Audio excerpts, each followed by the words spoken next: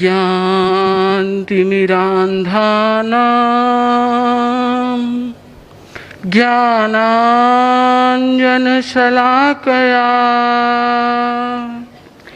चक्षुरुन्मीलितं येन तस्मै श्रीगुरुवे नमः। तस्मै श्रीगुरुवे नमः। परम पावन आचार्य प्रवर के चरणों में वंदन। उपस्थित योगेश मुनि, संभागीगण, भाइयों और बहनों, जैन विद्या कार्यशाला का आज अंतिम दिन है और आज का विषय दिया है जैन जीवन शैली। समय दिया है 45 मिनट। 45 मिनट में पूरे जीवन की चर्चा मैं आपके सामने कर जाऊं, ये कैसे पॉसिबल है? और जैन जीवन शैली इतना विस्तृत सब्जेक्ट है कि इसमें 9 बिंदु हैं और 9 बिंदु को यदि ठीक से समझाया जाए तो कम से कम 9 दिन का समय चाहिए और मुझे ये सारा का सारा 45 मिनट में पूरा करना है। जैसे कोई यूनिवर्सिटी में पेपर देने के लिए देते हैं कि सारे 5 क्वेश्चन हल करने हैं और समय सीमा है 3 घंटा, तो वहाँ 5 क्वेश्चन के लिए 3 घंटा मिलता है, मुझे 9 क्वेश्चन के लिए सिर्फ 45 मिनट दिया है। खैर 5-5 मिनट का समय यदि लगाऊं तो शायद सबको थोड़ा बहुत टच कर पाऊंगा। जैसा कि आप सब लोग इसके नाम से जान चुके हैं कि जैन जीवन शैली, कि जीवन शैली, हमारी जीवन शैली कैसी हो, स्टाइल कैसा हो। स्टाइल तो बहुत मारते हैं, पर स्टाइल मारने की बजाय स्टाइल को सुधारना कैसे सीखें कि हमारी जीवन शैली, लाइफ स्टाइल, जीवन शैली जैनों के अनुरूप हो सके। तो कहा कि जीवन शैली के मुख्य 3 अंग हैं, शरीर, मन और भाव। शारीरिक अस्वास्थ्य, मानसिक असंतुलन और भावनात्मक स्तर पर होने वाली परेशानियों से बचने का एक ही उपाय है जीवन शैली का बदलाव। जीवन की उसी शैली को अच्छा माना गया है जिससे शरीर स्वस्थ हो, श्वास लयबद्ध हो, इंद्रियां कार्यक्षम हो, प्राण गतिशील हो, मन एकाग्र हो, भाव विशुद्ध हो और चेतना ऊर्ध्वमुखी हो। जैन जीवन शैली के 9 सूत्रों का निर्धारण इसी भूमिका पर किया गया है। ये सूत्र शारीरिक मानसिक स्वास्थ्य के लिए महौषध, भावात्मक परिवर्तन के लिए उपयोगी और धर्म की चेतना को जागृत करने वाले हैं। जैन जीवन शैली के सूत्रों को युग प्रधान आचार्य तुलसी ने 1989 में योगक्षेम वर्ष के दौरान दिया। उस समय में कल्पना चली कि आज की जो जीवन शैली है, लाइफ स्टाइल है, वो बदलती जा रही है और केवल बदल ही नहीं रही है, बिगड़ती जा रही है। कि हमारी जो शैली है, चर्या है, वो दिनों दिन बढ़ रही है, बदल रही है। आज घर में सोफा सेट है, टीवी सेट है, कप सेट है, सब कुछ है, पर माइंड अपसेट है, टाइम टेबल अपसेट है। सोने का क्रम बदल गया, उठने का क्रम बदल गया, खाने का क्रम बदल गया, सोचने का बदल गया। हम कहाँ जा रहे हैं और उस सारे टाइम टेबल के अनुसार हमारा शरीर बिगड़ता जा रहा है, स्वास्थ्य बिगड़ता जा रहा है, मानसिकताएं बदलती जा रही है, संस्कार बदलते जा रहे हैं। तो क्यों नहीं कोई ऐसी लाइफस्टाइल निकाली जाए, ऐसे संस्कार दिए जाए कि हर आदमी शारीरिक, मानसिक, भावनात्मक और आध्यात्मिक चारों दृष्टि से स्वस्थ रह सके और एक अच्छी प्रशस्त जीवन को जी सके। तो इसलिए 9 सूत्रों का निर्धारण किया गया, जिसमें सबसे पहला सूत्र है सम्यक दर्शन। सम्यक दर्शन का अर्थ है जो जैसा है वैसा देखें। मेरे ख्याल से कार्यशाला में एक विषय रहा होगा आप लोगों का देवगुरु धर्म के विषय में। तो देवगुरु धर्म के प्रति, तत्व के प्रति सही श्रद्धा को हम सम्यक दर्शन कहते हैं। सम्यक दर्शन का अर्थ है हम देव को देव समझें, गुरु को गुरु समझें और धर्म को धर्म समझें। कभी भी ऐसी भूल न करें कि हम अधर्म को धर्म समझ लें या अदेव को देव समझ लें या कुगुरु को भी गुरु मान लें। बहुत से लोगों का यह रहता है कि क्या है, कोई भी महाराज के पास चले जाओ, कुछ ना कुछ तो अच्छा ही सुनने को मिलेगा।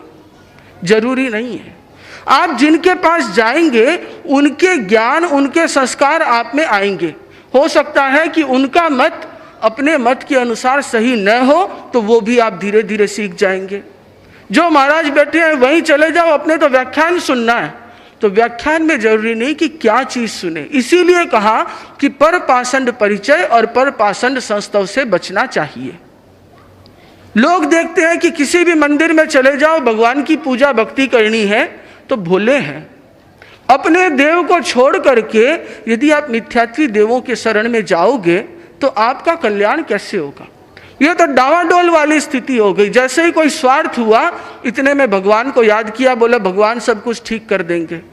यदि भगवान को ही ठीक करना होता तो भगवान बिगाड़ता ही नहीं। और जो ये लोगों की मान्यता है, सोचना है, उस दिन भी मैंने जिक्र किया था और भी शायद चर्चा चली होगी कि ईश्वर देने लेने वाला नहीं है, जो कुछ है वो कर्म है। ईश्वर क्या देगा? एक कहानी याद आ गई, छोटा सा चुटकुला ही है। एक बार कहते हैं किसी भक्त ने गणेश जी की पूजा की और गणेश जी प्रसन्न हो गए। बोला बोल बच्चे क्या चाहिए? तो उसने कहा भगवान एक मारुति कार दे दो। बोला बेवकूफ, मैं खुद चूहे पे बैठ के घूमता हूं, तुमको मारुति कार कहां से दूंगा? तो जो भगवान खुद ही कुछ नहीं कर सकता वो हमें क्या तारेगा? हमें वही भगवान तार सकता है जो स्वयं तरा हुआ है, राग द्वेष से मुक्त है, और वही हमारा देव है। जो 5 महाव्रतों का पालन करता है, निर्ग्रंथ है, वही हमारा गुरु है, और जो आत्मशुद्धि का साधन है वही हमारा धर्म है। तो सम्यक दर्शन के प्रति हमारी आस्था मजबूत रहनी चाहिए। और यदि सम्यक दर्शन पे आस्था है, सम्यक दर्शन अर्थात जो जैसा है उसको वैसा समझना, अर्थात पॉजिटिव थिंकिंग। यदि हमारा थिंकिंग या एटीट्यूड पॉजिटिव नहीं है तो शरीर में अनेक प्रकार की बीमारियां होती है। नेगेटिव इमोशंस के कारण आप में डिप्रेशन की बीमारी होगी, और डिप्रेशन के कारण कभी हाई ब्लड प्रेशर की प्रॉब्लम होगी, कभी इंसोम्निया होगी, कभी कुछ होगा। तो इसलिए अच्छा है कि हम सम्यक दर्शन, पॉजिटिव थिंकिंग का प्रयोग करें।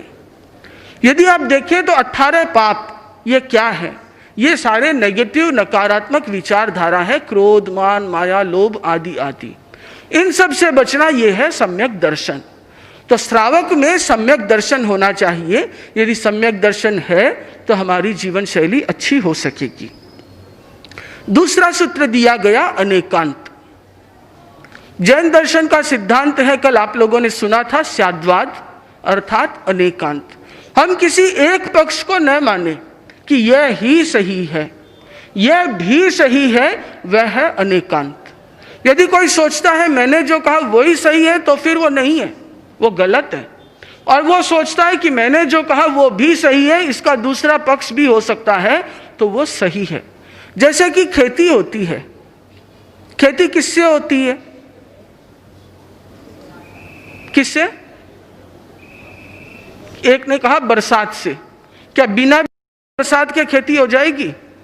नहीं होगी। तो बीज से होती है।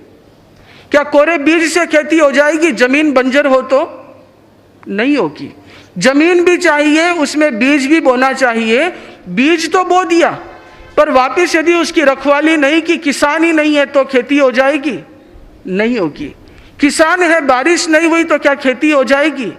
नहीं होगी। तो एक कारण नहीं है, अनेक पक्ष हैं। कोई बोल दे कि बरसात से ही खेती होती है तो गलत। बरसात भी खेती का एक कारण है तो सही। अनेकांत, आपके घर में जितने झगड़े होते हैं उन सब के पीछे सबसे बड़ा कारण है आग्रह। और ये आग्रह है वो शनि राहु केतु ग्रह से भी ज्यादा खराब ग्रह है। जहां जहां आग्रह की समस्या है वहां आप पकड़ लेते हैं मैंने जो कहा वही सही है, तूने जो कहा वो गलत है, और हम उसके पक्ष को नहीं समझते हैं तो झगड़ा होता है। यदि झगड़े से बचना है तो अनेकांत को अपनाना होगा। यदि अनेकांत को अपनाएंगे तो कभी भी परिवार में झगड़ा नहीं होगा। आग्रह को रखेंगे तो झगड़ा तैयार है। तो आग्रह को छोड़ करके स्याद्वाद के सिद्धांत को समझे। मेरे ख्याल से आप सब लोग इतने दिन में समझे हैं, तो अब ऐसा कहूं कि स्याद्वाद के सिद्धांत को समझे नहीं, समझ तो चुके हैं। जो समझा है उसको अपनाने का प्रयास करें तो आपकी जीवन शैली अच्छी हो सकेगी। तीसरा सूत्र दिया है अहिंसा। अहिंसा है अनावश्यक हिंसा से बचना। अहिंसा का अर्थ है हिंसा नहीं करना। पर एक गृहस्थ के लिए यह संभव नहीं है। वो गृह त्यागी संत नहीं है तो वो पूछता है मैं क्या करूं। भगवान ने कहा कि तुम इतना करो, जितना हो सके उतना बचने का प्रयास करो। एटलीस्ट अनावश्यक हिंसा से बचो। एक चींटी जा रही है, उसे मार दिया, कोई जरूरी नहीं है। किसी को चलते आदमी को थप्पड़ लगा दिया, कोई जरूरी नहीं है। जो चीज प्रेम से समझा सकते थे उसके लिए किसी को मारा, कोई जरूरी नहीं है। जहां भी अनावश्यक है उससे बचो। यदि हम अनावश्यक हिंसा से बच जाएंगे तो संसार में आतंकवाद नाम की कोई चीज नहीं बचेगी। यदि हम अनावश्यक हिंसा से बच जाएंगे तो एक दूसरे के बीच में होने वाले काफी झगड़े कम हो जाएंगे। हिंसा का अर्थ केवल मारना ही नहीं है, किसी को दुख देना भी हिंसा है, प्राण वियोजन करना भी हिंसा है। तो अनावश्यक हिंसा से बचें। अभी जब सत्यमेव जयते में आमिर खान कन्या भ्रूण हत्या के ऊपर में आवाज उठाता है तो हम सोचते हैं कि कोई बहुत बड़ा मुद्दा उठा लिया। ये मुद्दा तो 2500 साल पहले ही भगवान ने कहा कि किसी भी जीव को मत सताओ, चाहे वो भ्रूण ही क्यों न हो, चाहे वो वनस्पति ही क्यों न हो, चाहे वो एकेंद्रिय द्विंद्रिय त्रिंद्रिय ही क्यों न हो, उन्हें भी अपनी आत्मा के समान समझो। आये तुले पयासु, ये जो आये तुले पयासु आत्मौपम्य की भावना है वह है अहिंसा, वह है मैत्री। और जिस दिन अहिंसा की भावना हमारे में फलित हो जाएगी तो हमारी जीवन शैली स्वस्थ और प्रशस्त हो जाएगी। जब गुण धारणा कराई जाती है तो आप लोगों को ध्यान में होगा, संकल्प दिलाया जाता है मैं किसी भी निरपराध प्राणी की हत्या नहीं करूंगा, आत्महत्या नहीं करूंगा, भ्रूण हत्या नहीं करूंगा। यह है अहिंसा। तो अहिंसा को हम अपने जीवन शैली में अपनाएं। चौथा सूत्र दिया गया समण संस्कृति। पहला सूत्र कौन सा है? आवाज ही नहीं आई। सम्यक दर्शन। दूसरा, तीसरा, पहला, दूसरा, तीसरा, पहला, दूसरा, तीसरा, चौथा समण संस्कृति। आप लोगों को याद होगा ना, छोटे बच्चे थे तो स्कूल में रटते थे पहाड़े, भूल गए? तो भूल गए, याद है? याद है तो उसी तरीके से इन 9 सूत्रों को अच्छे से रट ले तो आपके जीवन में जीवन शैली सुधर जाएगी। पहला सूत्र कौन सा है? दूसरा, तीसरा, चौथा, ठीक है। समण संस्कृति। समण संस्कृति 2 प्रकार की संस्कृति है, एक वैदिक संस्कृति, एक समण संस्कृति। समण संस्कृति का अर्थ है शम, सम और श्रम। 3 श हैं। वैसे तो मैं भूल कर रहा हूं, मारवाड़ में एक ही स हुआ करता है, पर फिर भी 3 श यदि अलग अलग समझ सके तो एक श जिसे आप शंकर वाला श बोलते हैं, व्याकरण की भाषा में कहें तो तालव्य श। शम, शम का अर्थ है उपशम, अर्थात कसाय का सहज समन। हमारे भीतर के क्रोध, मान, माया, लोभ इतने प्रबल नहीं होने चाहिए, यह है समण संस्कृति। दूसरा सम है दंत्य स, सड़क वाला स जिसे कहते हैं, शायद एक ही होगा, फिर भी अलग अलग समझ सके तो। समवसरण में जो स लिखा हुआ है वह स। तो इस स का सम का अर्थ है समता। समता का भाव हो जाए, हम सुख दुख की स्थितियों में सम रह सके, वह है समण संस्कृति। तो यदि कोई आदमी समता सीख जाए तो वो जीवन शैली उसकी अच्छी होगी या बुरी? अपने आप ऐसी जीवन शैली हो जाएगी जो सुखी जीवन शैली है। यदि आपको अपनी जीवन शैली को सुधारना है तो आप सम को सीखें, दूसरा आप सम को सीखें, और तीसरा आप श्रम को सीखें। श्रम अर्थात परिश्रम, मेहनत। ये बहुत अच्छी चीज है कि यहाँ पे आज भी लोग मेहनत करते हैं, बहनें मेहनत करती है, और यहाँ के घरों में प्राय बहुत ज़्यादा नौकर चाकर पर डिपेंड नहीं देखा जाता। महानगरों की बीमारी आज यहाँ लगी नहीं है, आज भी श्रम करते हैं, मेहनत करते हैं, इसलिए ज़्यादा स्वस्थ रहते हैं। इसलिए जसोल में कोई बड़ा हॉस्पिटल नहीं है, क्योंकि लोग बीमार ही नहीं पड़ते, सब मेहनत करने वाले, श्रम करने वाले हैं। तो श्रम प्रधान यदि जीवन शैली होगी तो उसको समस्या नहीं होगी। आजकल जो शहरों में लोग हैं उन्हें डॉक्टर क्या कहते हैं? डॉक्टर कहते हैं कि आपको शुगर की प्रॉब्लम है, आप रोज 5 किलोमीटर घूमो। और यहाँ पे लोग हैं वो घर से यहाँ पैदल 5 बार आते हैं, उनका 5 किलोमीटर हो जाता है। तो ये श्रम है। जिनके प्रॉब्लम हो रही है डॉक्टर उन्हें कहते हैं कि एक्सरसाइज करो, चक्की पीसो। अब कंधे की एक्सरसाइज के लिए चक्की पिसवाते हैं जिसमें गेहूं नहीं होता, केवल हाथ घुमाना होता है। और पुराने जमाने में जब महिलाएं चक्की पीसती थी तो उनका श्रम होता था। आज यदि शरीर अस्वस्थ होता है तो स्टीम बाथ दिया जाता है ताकि शरीर से पसीना निकल जाए, सोना कराया जाता है ताकि गर्मी से पसीना निकले। और उस समय में तो यहाँ पे इतनी मेहनत करते थे कि शरीर पसीना पसीना हो जाता था, बीमारी नहीं होती थी। तो यदि हम ज़्यादा सुविधावादी बनेंगे तो ये सारी बीमारियाँ तैयार है।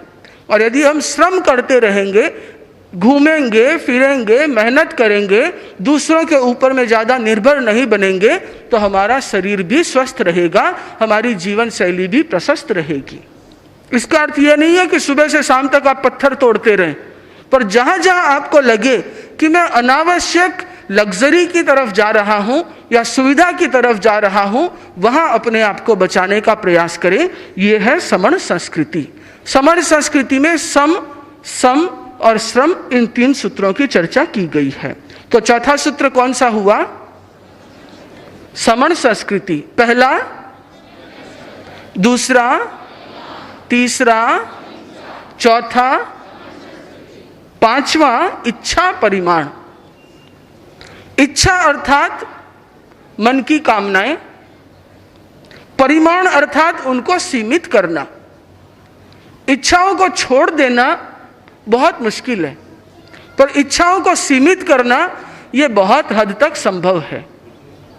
यदि मुझे 20 जोड़ी कपड़े की जरूरत है तो मैं 50 जोड़ी क्यों रखूं? यदि मुझे 200 जोड़ी कपड़े की जरूरत है तो 500 क्यों रखूं? क्यों 200 तो जरूरत रहती होगी सबको? नहीं।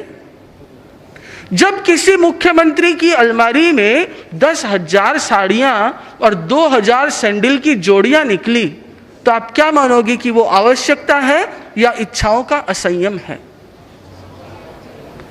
तो आपके घर में यदि 500 ड्रेस है, वो क्या है? आवश्यकता है कि इच्छाओं का असंयम है? जानते हैं पर करते क्या है? क्या ये नहीं सोचते कि नया फैशन आ गया, अब नई ड्रेस चाहिए, चाहे आवश्यकता हो या न हो? यदि मेरे पास में गाड़ी है तो मुझे और बड़ी वाली गाड़ी चाहिए, ब्रांडेड चाहिए। अभी 2 लड़के मेरे पास सैमसंग S3 फोन लेके आए। अब S3 में यदि हेलो बोलेंगे तो वो कोई ज्यादा जोर से सुनाई नहीं देगा, पर उन्हें क्यों? क्योंकि ब्रांडेड है, 40,000 का फोन है, इसलिए लेके आए। तो ये क्या है? ये इच्छाओं का असंयम है। ये जरूरी नहीं है कि किसी एक चीज में ही हो, किसी भी चीज में हो सकती है। और इसके लिए कोई पैरामीटर नहीं है कि आपने 10 जोड़ी रखे तो इच्छाओं का संयम था और 11वां रख लिया तो असंयम हो गया। नहीं, इसका पैरामीटर है आपका मन। आपकी आत्मा यदि गवाही दे कि मुझे इतने की जरूरत है, उतना रखें। उससे ज्यादा यदि आप रखते हैं तो वो इच्छा का परिमाण नहीं है। और उपभोक्ता अनपार परिमित भोग्य पदार्थ है, सीमांकन संस्कार समाधान श्रावक करे। कि आज का अर्थशास्त्र, इकोनॉमी ये सिखाती है कि कंज्यूमर्स को बढ़ाओ, कंज्यूमर प्रोडक्ट्स को बढ़ाओ तो इकोनॉमी बढ़ेगी। आप रोज नई नई चीज का आविष्कार करो, लोग उसे खरीदेंगे तो पैसा मार्केट में घूमेगा, और ज्यादा पैसा होगा और ज्यादा लोग खरीदेंगे। पर यह नहीं सोचते कि यदि कंज्यूमर बढ़ेंगे तो कंज्यूम करने वाली चीजें जिनका उपभोग किया जाता है वो तो सीमित है। जैसे एग्जाम्पल के लिए पानी, किसी समय में हमारा 2 घड़े पानी से काम चल जाता था, और आज यदि दिन में 10 घड़े हो तो भी पानी का शॉर्टेज पड़ता है। तो पानी कम होने लग गया और ये एरिया ब्लैक जोन में आ गई। पानी चला गया 1500 फुट नीचे। क्यों? क्योंकि हमने इच्छा का परिमाण नहीं किया। जहां 1 बाल्टी में स्नान कर लेते थे वहां आज 10 बाल्टी लग जाते हैं। जहां पे हमारा काम 10 जोड़ी कपड़े से होता था मुझे माफ़ करें क्योंकि ये कपड़े की मंडी है, पर यहाँ पे जितना कपड़ा तैयार होता है उसमें उतना पानी लगता है, इतना पानी लगता है कि वो प्रदूषण जो पानी का होता है या पानी का अपव्यय होता है वो पानी की कमी का एक प्रमुख कारण है। तो यदि हम अपने इच्छाओं का परिमाण नहीं करेंगे तो हमारी इच्छाएं बढ़ती जाएगी, और इच्छाएं बढ़ेगी तो आपको दौड़ना पड़ेगा, भागना पड़ेगा बिजनेस के लिए, पैसा पैसा पैसे की चिंता रहेगी, और जितना दौड़ेंगे उतना टेंशन होगा, शांति नहीं रहेगी, तो हमारी जीवन शैली कभी प्रशस्त नहीं हो सकती। यदि हमें 2 जोड़ी कपड़े से काम चला सकता हूं तो क्या आप 10 जोड़ी कपड़े से काम नहीं चला सकते? यदि हम चाहें तो बहुत कुछ संयम कर सकते हैं, यदि वो संयम हमारे भीतर से आए तो। इच्छा का परिमाण होगा तो भोग संग्रह का सीमाकरण होगा, इच्छा का परिमाण होगा तो उपभोग का सीमाकरण होगा, संग्रह का सीमाकरण होगा, और यदि इच्छा का परिमाण होगा तो विसर्जन की चेतना जगेगी। इच्छा का परिमाण होगा तो आपके भीतर में ऐसे संस्कार होंगे कि आप आराम से अपने घर बैठे शांति के साथ जी सकेंगे, धर्म ध्यान कर सकेंगे। किसी को भी अपना जीवन चलाना है तो शांति से जीवन चलाया जा सकता है। यदि इच्छाएं अनलिमिट है तो आप रात को 12 बजे तक फैक्ट्री में घूमते रहें तो भी आपके पास में कभी भी इनफ पैसा नहीं होगा। तो इच्छा का परिमाण करें, यह हमारा 5वां जीवन शैली का सूत्र है। पहला सूत्र क्या है? दूसरा, तीसरा, चौथा, 5वां इच्छा परिमाण। छठा है सम्यक आजीविका। सम्यक आजीविका इच्छा परिमाण के साथ काफी हद तक जुड़ा हुआ है। सम्यक आजीविका अर्थात सम्यक मतलब सही, आजीविका कमाने का तरीका।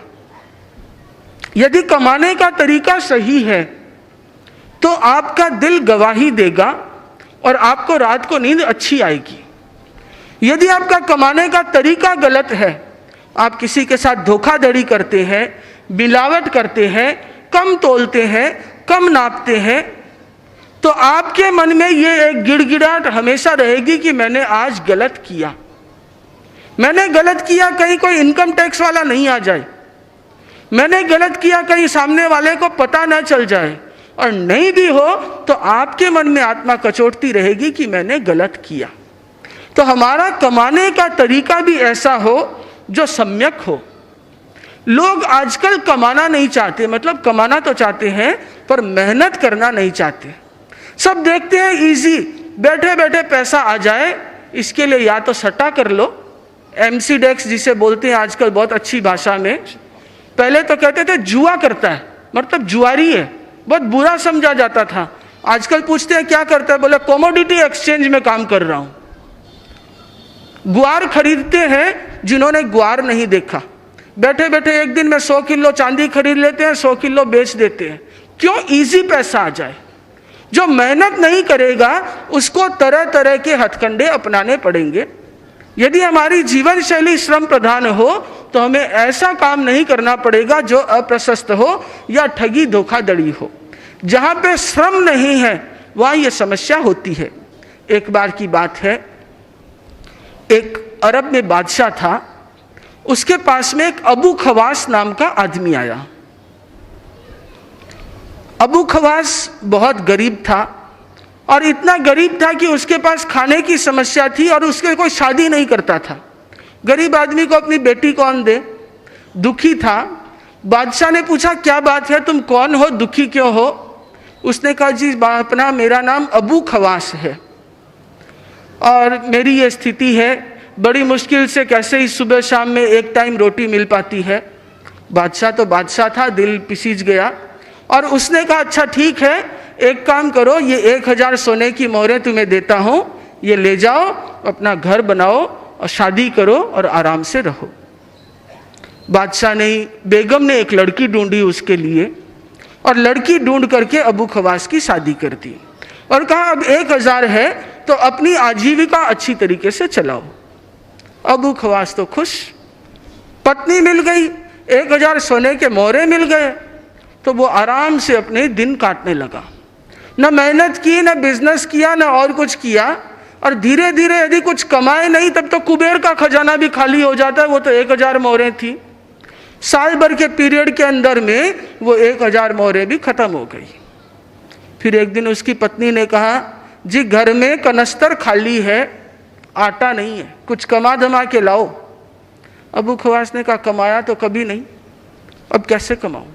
और कमाने के लिए कुछ ना कुछ अब तिकड़म भिड़ाना पड़ेगा, क्योंकि सम्यक आजीविका तो सीखी नहीं, श्रम कभी किया नहीं, दिमाग ठीक चलता था। उसने एक दिमाग लड़ाया और बोला कि एक काम कर, तू है बेगम के पास जाओ, बेगम के पास जाकर के बोलो कि अबू खवास मर गया और घर में अब कुछ भी नहीं है, तो मैं अबू खवास को कैसे तो दफनाऊंगी, कैसे उसके क्रियाक्रम करूंगी, क्या खाऊंगी, रोना वहां जाकर के, तो महारानी तुम्हें कुछ ना कुछ दे देगी।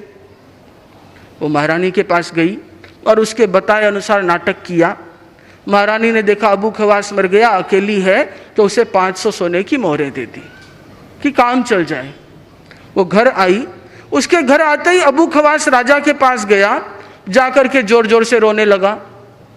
बोला कि क्या हुआ? बोला क्या हुआ, मेरी बेगम मर गई, आपने शादी तो कराई थी पर वो 1 साल बाद ही मर गई, और मेरी स्थिति ये है कि मेरे घर पे कुछ नहीं है, मैं उसका जनाजा कैसे निकलाऊं, कफन के पैसे कहाँ से लाऊं। राजा को बड़ा दया आई और राजा ने उसे 500 सोने की मोहरें दे दी। वो घर आ गया, 1000 सोने की मोहरें फिर आ गई। राजा अपने महल में गया, महल में जाकर के रानी से कहा कि आज तो गजब हुआ। बोला क्या हुआ?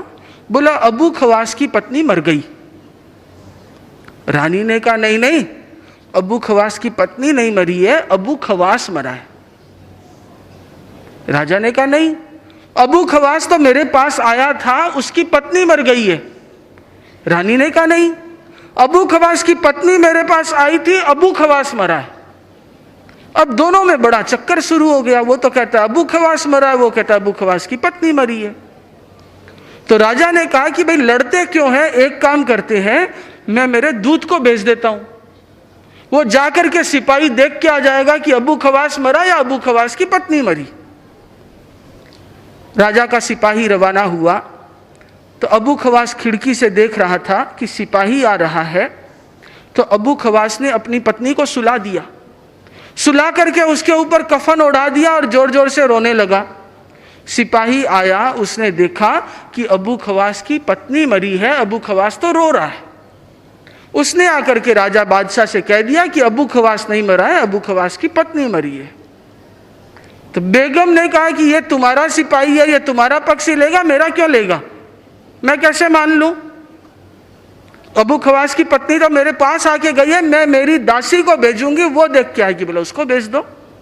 दासी आने लगी, अबू खवास ने देखा राजा की दासी आ रही है, अबू खवास ने पत्नी को उठाया, उसकी जगह खुद सो गया कफन ओढ़ के। अब दासी आई तो देखा कि अबू खवास मर गया, अबू खवास की पत्नी रो रही है। उसने बादशाह और बेगम को जाकर के कहा कि अबू खवास तो मर गया है, अबू खवास की पत्नी रो रही है। अब बड़ा कंफ्यूजन पैदा हुआ। उसने कहा कि तुम गलत बोल रहे हो, सिपाही ने कहा तुम गलत बोल रहे हो, चारों जन लड़ने लगे। तो फिर राजा ने कहा कि क्या किया जाए, एक काम करते हैं, अपने सब वहीं चलते हैं, हाथों हाथ सामने सामने देख लेंगे कौन मरा कौन जिंदा है। दोनों राजा आने लगा, बेगम आने लगी। अबू खवास ने देखा अब तो मर गए, अब तक नहीं मरे थे तो अब मरना पड़ेगा। तो उन्होंने कहा कि एक काम करो, दोनों ही जन सो गए और कफन ओढ़ लिया और मरने का नाटक करने लगे। राजा रानी पहुंचे और देखा कि अबू खवास मरा कि अबू खवास की पत्नी मरी, तो दोनों ही मर गए। बड़ी समस्या हुई, पहली सॉल्व नहीं हो रही है कि पहले कौन मरा। तो बहुत देर तक उन्होंने मेहनत की, कुछ सॉल्व नहीं हुआ। राजा ने कहा इसको जो सॉल्व कर देगा उसको 1000 सोने की मोहरें दूंगा। अबू खवास खड़ा हो गया, जहां अपना कोई भी नहीं मरा, लाओ 1000 सोने की मोहरें।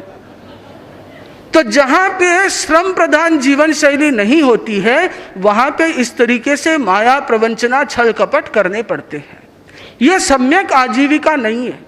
सम्यक आजीविका है जहां आप किसी के साथ धोखाधड़ी न करो। सम्यक आजीविका वह है कि जहां पे आप कमाने में अनैतिकता न करो। सम्यक आजीविका वह है जहां पे आप ऐसा कोई काम न करो कि यदि आप दिन में निकलो, कहते हैं कि दिन में ऐसा कोई काम न करो कि रात को आपको अच्छे से नींद न आ सके, और रात के अंधेरे में कोई काम ऐसा न करो कि आप दिन में मुंह दिखाने लायक न रहो। तो ये है सम्यक आजीविका, कि हमें निश्चिंतता से नींद आ सके, हम लोगों को मुंह दिखा सके। ये नहीं कि आजकल की तरह पार्टियां उठती रहती हैं और घर पे आराम से ऐश मौज करते हैं। ये सम्यक आजीविका नहीं है। सम्यक आजीविका वह भी नहीं है जिसमें लोग घृणित व्यवसाय होते हैं, जिस व्यवसाय को लोक में अच्छा न समझा जाता हो, वह भी सम्यक आजीविका नहीं है। तो सम्यक आजीविका अर्थात आजीविका कमाना पड़े, उसमें भी प्रामाणिकता, नैतिकता और संयम के साथ श्रम प्रधान जीवन शैली के साथ होनी चाहिए। तो छठा सूत्र था सम्यक आजीविका। पहला सूत्र, दूसरा, तीसरा, चौथा, पांचवा, छठा, सातवां है सम्यक संस्कार, कि हमारे संस्कार भी सम्यक होने चाहिए। संस्कार सम्यक नहीं रहे, संस्कार तो पूरे ही बदल गए।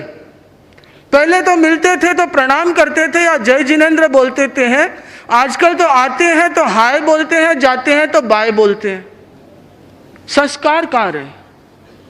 बच्चों को देखो तो वो भी अपने माँ बाप को प्रणाम करने को तैयार नहीं है। बच्चों को देखो तो उनमें भी संस्कार नहीं है, हर चीज में टीवी को देख करके सीख जाते हैं। तो हम संस्कार कहाँ से टिकाएं? यदि हम संस्कार की बात करें तो हमारे भीतर में पाश्चात्य संस्कारों का बहुत अधिक प्रवेश हो चुका है। ऐसा नहीं है कि पश्चिम से जो कुछ भी आया वो बुरा है। जो अच्छी चीजें हैं उन्हें ग्रहण करनी चाहिए, जो बुरी चीजें हैं उनसे बचना चाहिए। तो हमारा संस्कार जैनत्व के अनुरूप हो। यदि शादी भी करें तो जैन संस्कार विधि के अनुसार हो सकती है। अखिल भारतीय तेरापंथ युवक परिषद जैन संस्कार विधि का काफी वर्षों से प्रयास कर रही है प्रचार प्रसार करने का, पर हमारे संस्कार इतने रूढ़ हो गए कि बहुत ज्यादा असर नहीं होता। हम जानते ही नहीं है कि जैन संस्कार की भी कोई विधि है क्या। हम यही जानते हैं कि सारी संस्कार विधियां वैदिक ही होती है। होम हवन किए बिना तो गृह प्रवेश भी नहीं होता और होम हवन किए बिना शादी भी नहीं होती। तो जो जैन लोग हैं वो भी इतना आरंभ करते हैं कि अग्नि की हिंसा, यज्ञ का प्रयोग करते हैं, तो ये जैन संस्कार थोड़ी ना। और रात्रि भोजन, रात को शादी की बड़ी बड़ी पार्टियां होती है, ये जैन संस्कार है? नहीं। जैन संस्कार वह है कि जहां आपकी संस्कृति में यह झलके कि यह जैन है, इसके भीतर में करुणा का भाव होगा, यह जैन है, यह हिंसा नहीं कर सकता, यह जैन है, यह धोखा नहीं दे सकता, यह जैन है, इसका बिहेवियर कभी खराब नहीं हो सकता, तो होती है जैन संस्कार। और आजकल कुछ हद तक बच्चों में जैन संस्कार आने शुरू हुए हैं, क्योंकि ज्ञानशाला का उपक्रम चलता है। घर घर जागे सत संस्कार, याद तो है, कभी कभी गए दिखते हैं, कोई बात नहीं। तो ज्ञानशाला के माध्यम से संस्कार आते हैं, साधु साध्वियों के वहां पे जाते हैं तो संस्कार आते हैं, बड़ों की बात सुनते हैं तो संस्कार आते हैं। और यदि हमारे भीतर में संस्कार ही नहीं बचेगा, ये परिवार भी नहीं बचेगा। यदि परिवार का कल्चर बचा हुआ है तो सिर्फ संस्कार के कारण, शर्म के कारण, संकोच के कारण। और जिस दिन ये हट गया उस दिन कुछ नहीं बचना है। जैसे पश्चिम में आजकल सब अपने अपने फ्लैट में रहने लग गए, दो जन साथ रहते हैं तो वो दो भी अलग अलग होते हैं, इकाई है वो, वहां दहाई नहीं है। और यहाँ पे हमारे एक एक परिवार में 10-10 जन, 20-20 जन, 5-5 भाई, 2-2 पीढ़ी, 3-3 पीढ़ी से साथ रहते हैं। ये क्यों है? क्योंकि हमारे भीतर में संस्कार है। संस्कार इतना ही नहीं है, संस्कार ये भी है कि आप साधु साध्वियों के पास जाएं तो उनके साथ में व्यवहार कैसा हो, उन्हें कैसे वंदना करें, ये भी संस्कार है। और मैं कह सकता हूं इस मामले में कम से कम शिवांशी मालानी काफी हद तक सही है। आज भी यहाँ पे बहनें आती है तो 3 बार प्रदक्षिणा करके वंदना करती है। वो ये नहीं कहती प्रणाम महाराज, मुझे तो ऐसा यहाँ एक भी नहीं मिला। जबकि हम दिल्ली कलकत्ता की साइड के जो लोग आते हैं, उनकी जो यंग जनरेशन है वो बोलती है प्रणाम महाराज। महाराज आप कैसे हो? यहाँ पे कोई भी आते हैं वो पूछते हैं आपके ज्ञान दर्शन चारित्र की सुख साता है? तो ये है संस्कार। हमारे भीतर में यदि संस्कार है तो मानना चाहिए हमारी जीवन शैली अच्छी है। यहाँ के लोगों में संस्कार है कि वो गोचरी की भावना भाते हैं और जब तक साधु साध्वी नहीं आ जाए तो इंतजार करते हैं। यहाँ के लोगों में संस्कार है कि वो शाम के प्रतिक्रमण के समय में सब काम छोड़ करके यथासंभव प्रतिक्रमण में पहुंचने की कोशिश करते हैं। यहाँ के लोगों में संस्कार है कि वो व्याख्यान में आते हैं, सुबह सुबह मंगल पाठ में आते हैं, दर्शन करने आते हैं। और आज भी कितने ही नवयुवक नवयुवतियों को प्रतिक्रमण याद है, 25 बोल याद है, बक्तामर याद है। ये है संस्कार। तो ये संस्कार बने रहने चाहिए। पर कभी कभी जब सुनते हैं कि उस घर की लड़की भाग गई, आप लोग नहीं सुनते? क्या ये इस एरिया में ज्यादा नहीं है? क्या ये संस्कार है? नहीं। हमारे संस्कार ऐसे होने चाहिए कि हमारे पर कोई अंगुली न उठा सके। हमारे संस्कार ऐसे होने चाहिए कि हम अपने जैन होने के ऊपर में गौरव कर सके कि मैं जैन हूं, मैं तेरापंथी हूं। लोग भी कहें ये जैन है, तेरापंथी है, तो इसके भीतर संस्कार अच्छे होंगे, सम्यक संस्कार हो, हमारे भीतर में कुरूढ़ियां न हो। आज इतनी बहनें बैठी हैं, इनमें से 90% ऐसी होगी, 95% ऐसी होगी जिन्होंने घूंघट को हटा दिया, कुरूढ़ी को हटा दिया। पर आज भी जब उनके घर में किसी की मृत्यु हो जाती है तो जबरदस्ती रोना पड़ता है। उस गली में जाते हैं उस समय से रोना शुरू करते हैं और उस घर में जाते हैं तब तक रोते हैं, गली से बाहर आते हैं तो वापस हंसते हंसते चले जाते हैं।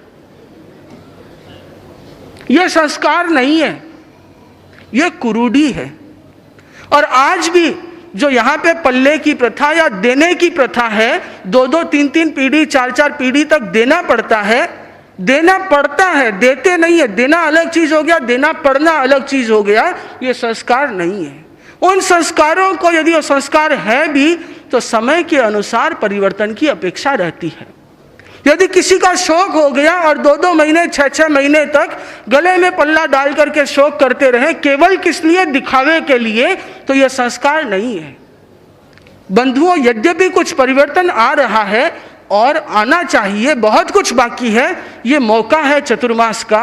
4 महीने में समाज के प्रमुख लोग बैठ करके सोचें कि समाज में ऐसी कौन कौन सी कुरूढ़ियां या कुसंस्कार हैं जिन्हें छोड़ा जा सकता है, उन्मूलन किया जा सकता है। तो निस्संदेह यह चतुर्मास इस क्षेत्र के लिए एक उपलब्धि बन सकेगा।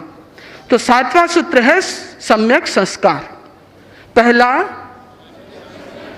दूसरा, तीसरा, चौथा, 5वां, 6ठा, 7वां, 8वां है आहार शुद्धि और व्यसन मुक्ति। आहार शुद्ध होना चाहिए, अर्थात मांसाहार का प्रयोग नहीं होना चाहिए, मद्य का प्रयोग नहीं होना चाहिए। यह है आहार शुद्धि। बहुत से जैन लोग और बहुत से तेरापंथी भी मदिरा का सेवन करने लग गए। इस एरिया की बात नहीं कर रहा हूं, मैं समग्र बात कर रहा हूं। शादी में, क्लबों में, पार्टियों में जाते हैं और वहां पे शराब लेते हैं। दिवाली पे, होली पे शराब लेते हैं। ये हमारा संस्कार नहीं है। यदि वो जैन है, तेरापंथी हैं, अपने आप को मानते हैं, तो उन्हें निश्चित ही यह छोड़ना चाहिए। और नहीं छोड़ते हैं तो उन्हें अपने आप को जैन और तेरापंथी कहलाना बंद कर देना चाहिए। वो सिर्फ अनुयायी हो सकते हैं, वो श्रावक नहीं हो सकते। यदि श्रावक हैं तो उन्हें इन सब बुराइयों से बचना होगा। हमारा आहार सम्यक नहीं होगा तो हमारे विचार सम्यक नहीं हो सकते, और यदि हमारा विचार सम्यक नहीं होगा तो व्यवहार सम्यक कैसे होगा? तो यदि हमें अपने व्यवहार को, विचार को, आचार को सम्यक रखना है तो आहार को सम्यक रखना होगा। मांसाहार और मदिरा के प्रयोग से बचना होगा, तभी हमारी जैन जीवन शैली हो सकेगी। मांसाहार के कारण शरीर में इतनी प्रकार की बीमारियां होती है, मदिरा के कारण इतनी प्रकार की बीमारियां होती है, लीवर खराब हो जाता है, लोग मरने लग गए हैं। और वेस्ट में, पश्चिम में लोग शाकाहारी बन रहे हैं और हिंदुस्तान के जो लोग शाकाहारी थे वो उन्हें देख करके मांसाहारी बन रहे हैं। तो कहाँ जाएंगे? आज जब लोग शाकाहार के महत्व को समझ रहे हैं और जिन्हें शाकाहार हजारों सालों की विरासत से मिली थी, वो आज ये सोचते हैं कि यदि बिस्कुट में, ब्रेड में अंडा पड़ा है तो पड़ा है, कोई खास बात नहीं है, देखते ही नहीं है।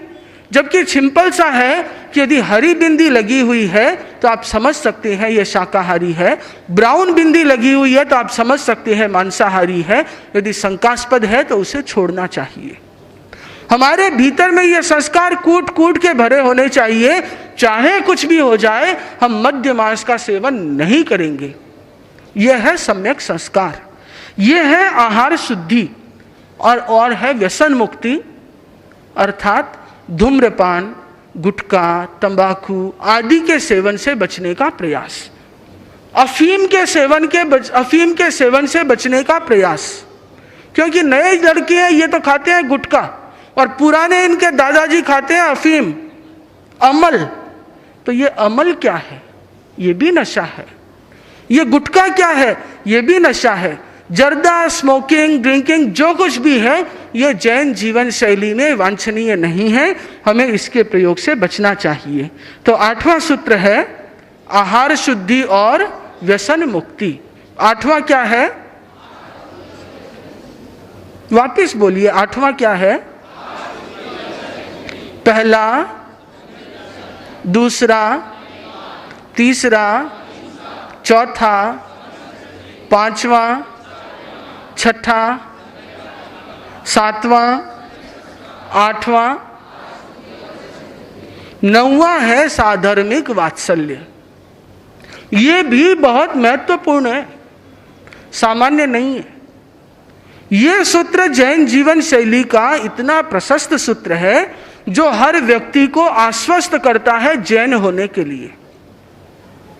यदि आपका कोई साधर्मिक भाई है, जैन है, आपका गुरु का शिष्य है, तो आपका कर्तव्य होता है कि उसके सुख दुख में आप साथ खड़े रहें।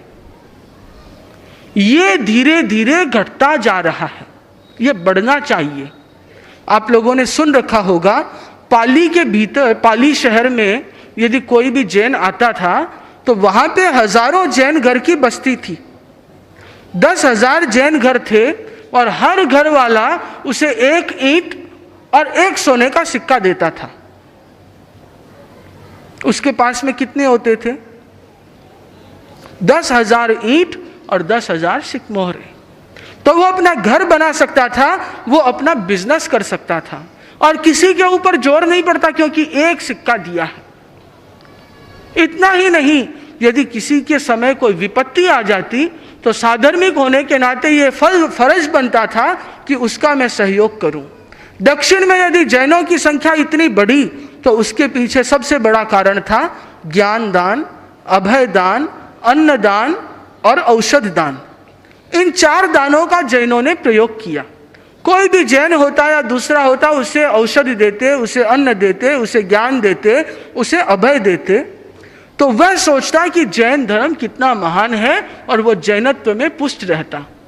आज यदि क्रिश्चियनिटी फैल रही है तो इसके पीछे बहुत बड़ा कारण है कि क्रिश्चियन लोग करोड़ों अरबों डॉलर सिर्फ क्रिश्चियनिटी और क्रिश्चियन लोगों के लिए खर्च करते हैं।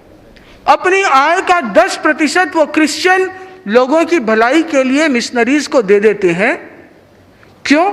कि लोग क्रिश्चियन बने रहें और आगे बने। जैनों के भीतर में ये हो गया कि यदि किसी भाई के कोई तकलीफ है तो उसे ये नहीं पूछते कि भाई तुम्हारे कोई तकलीफ है तो मैं कुछ सहायता करूं क्या। नहीं करते, ऐसी बात भी नहीं है, पर जो वृत्ति है वो कम हुई है। यदि पड़ोसी के घर में पैसा बढ़ता है तो आपकी आत्मा दुखी होती है, आग लगती है कि उसके पास में पैसा क्यों हो गया, और जहां मौका मिलता है वहां उसको नीचा दिखाने की कोशिश होती है। यह साधर्मिक वात्सल्य नहीं है। यदि कोई व्यक्ति समाज का अध्यक्ष बन गया, जो 10 जन नहीं बन पाए वो ये कोशिश करते हैं इसको फेल कैसे करें। यह साधर्मिक वात्सल्य नहीं है। यदि किसी के घर में कोई लड़का या लड़की देखने आते हैं तो पीछे से उसको वहां पे मैसेज भेजते हैं, उसमें ये कमी है वो कमी है, ध्यान रखना। ये साधर्मिक वात्सल्य नहीं है। साधर्मिक वात्सल्य का अर्थ है कि आप उसको अपने समान समझें कि वो भी आपका साधर्मिक बंधु है। और यदि ये भावना नहीं है तो साधर्मिक वात्सल्य नहीं है, और आप अपने ही धर्म का, आप अपने ही धर्म भाई का नुकसान कर रहे हैं। तो यदि प्रशस्त जैन जीवन शैली को अपनाना है तो साधर्मिक वात्सल्य को अपनाना होगा। साधर्मिक वात्सल्य की भावना हमारे भीतर हो। सम्यक्त्व के 8 जो लक्षण आचार बताए गए हैं उसमें एक है साधर्मिक वात्सल्य। साधर्मिक वात्सल्य का प्रयोग होगा तो व्यक्ति धर्म में पुष्ट होगा। साधर्मिक वात्सल्य का प्रयोग होगा तो उसकी जीवन शैली प्रशस्त हो सकेगी। तो 9 सूत्रों की चर्चा आपके सामने की। इन 9 सूत्रों को मेरे ख्याल से एक बार अच्छे से दोहरा लें, आप लोग याद कर लें जैसे स्कूल में करते थे। पहला, रेडी? सब जन तैयार हैं? नहीं, रेडी। पहला, दूसरा, तीसरा, चौथा, पांचवा, छठा, सातवां, आठवां, नौवां, पहला, दूसरा, तीसरा, चौथा, पांचवा, छठा, सातवां, आठवां, नौवां, आठवां, सातवां, छठा, पांचवा, चौथा, तीसरा, दूसरा, पहला, पांचवा, तीसरा, सातवां, छठा, दूसरा, नौवां, तीसरा, चौथा, पांचवा, सातवां, छठा। अभी तो पन्ना देख देख के बोलना पड़ रहा है। तो आप लोग एक काम करें कि आज के बाद में अभी कुछ दिन तक कार्यशाला नहीं है तो इस 9 बिंदुओं को अच्छी तरीके से रट लें।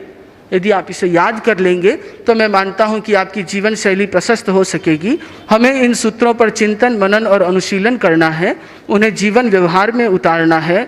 जो व्यक्ति इनके आधार पर अपनी जीवन शैली निर्मित करेगा वह स्वयं सुखी और स्वस्थ जीवन जिएगा, परिवार समाज के लिए भी सुख का मार्ग प्रशस्त करेगा। ओम अरहम।